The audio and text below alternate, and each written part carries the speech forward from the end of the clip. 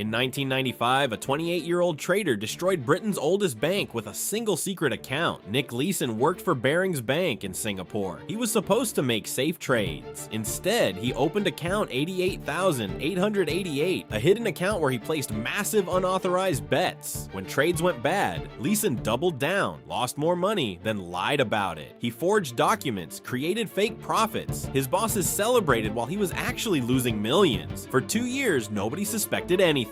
Then the Kobe earthquake hit Japan. Leeson had bet big that markets would stay stable. He lost everything in one night, $1.4 billion. Gone. Leeson fled Singapore, leaving behind a note that simply said, "I'm sorry." The bank that had survived 233 years collapsed overnight. Police found Leeson in Germany. He confessed to everything. One man, one secret account, one of the biggest financial disasters in history. All because nobody checked what account 88,888 was really doing.